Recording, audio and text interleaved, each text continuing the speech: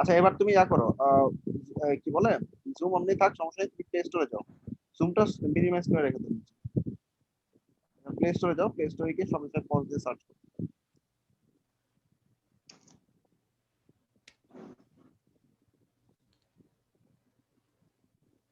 কি লিখবো ভাইয়া?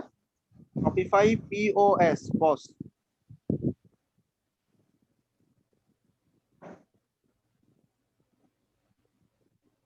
Point of sale. Shopify point of sale, এটা একটা অ্যাপ, এটা দিয়ে তুমি আসলে মোবাইলে তোমার স্টোরটা ম্যানেজ করতে পারবে। অনেক ক্লায়েন্ট এই ফিচারটা চায়, অর্থাৎ তোমার শপিফাই স্টোর তুমি তোমার মতো করে বানায় রাখছো, শপিফাই পজ দিয়ে লগ ইন যদি করো, তুমি অর্ডার ট্র্যাকিং করতে পারবা, কাস্টমারের সাথে মেসেজিং এ কথাবার্তা বলতে পারবা, কয়টা অর্ডার আসলো, কয়টা অর্ডার গেল, এই টোটাল ডিটেইলসটা কিন্তু তোমাদের। এই সাইদুল ভাই বলছিল এই অ্যাপসটা দিয়ে নাকি মানে কোনোখানে ধরেন ক্যাম্পেইন করলো, একটা নিয়োগ দিয়ে দিল একটা লোককে, যে এই মানে শপিফাই স্টোরে না যেয়ে এই অ্যাপসে এরকম দেখাবে যে এরকম স্ক্রিন শেয়ার অফ হয়ে গেছে, এই প্রোডাক্ট গুলো আছে আপনার। স্ক্রিন শেয়ার অফ হয়ে গেছে।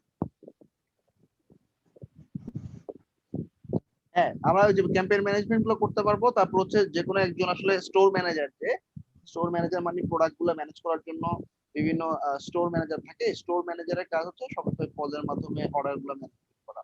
এছাড়া ওনার যদি একজন থাকে, ওনার নিজে ম্যানেজ করবে। বা মানে ধরো এটাকে আসলে আমরা এমনভাবে বলতে পারি যে 12 ঘন্টা করে দুজন স্টোর ম্যানেজারের কাছে থাকলো, অ্যাপটা দিয়ে দিলাম, অ্যাপ দিয়ে অ্যাক্সেস দিয়ে দিলাম, ওদের আর শপিফাই হ্যাঁ, ওয়েবসাইটে অ্যাক্সেস দেওয়া লাগতেছে না, ওরা ওই অ্যাপের মাধ্যমে অর্ডার গুলো ম্যানেজ করতেছে, অর্ডার ডেলিভারি করতেছে, শিপমেন্ট করতেছে।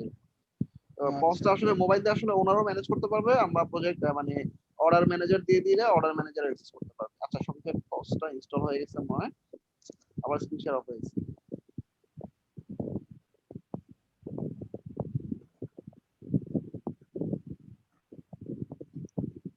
এবার অ্যাপের মধ্যে যাও, অ্যাপের মধ্যে গেলে দেখবে শপিফাই পজ চলে আসছে, শপিফাই পজটা ওপেন করে ফেলো।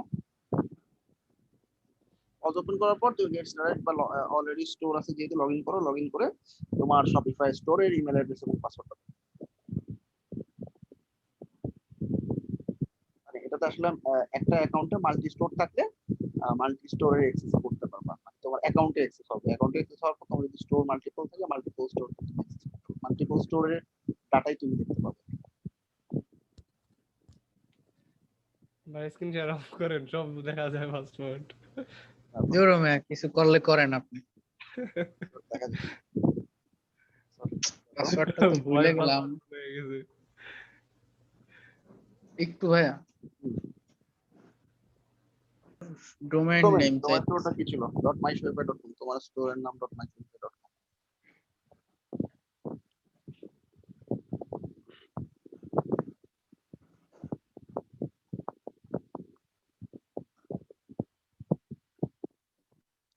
আচ্ছা স্টোর ইউআরএল দিলাম, লগইন করলাম, ফার্স্টে আমার শপিফাই অ্যাকাউন্টের অ্যাক্সেস, তারপর হচ্ছে স্টোরের অ্যাক্সেস। আচ্ছা তোমার স্টোরে সমস্ত ডাটা লোড হচ্ছে।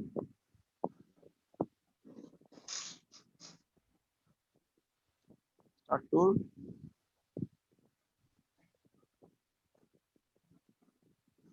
টেস্ট অর্ডার দিব। হ্যাঁ টেস্ট করা লাগবে না, কেটে দাও। এই হলো আমার স্টোরের প্রোডাক্ট গুলো দেখা যাচ্ছে, ঠিক আছে।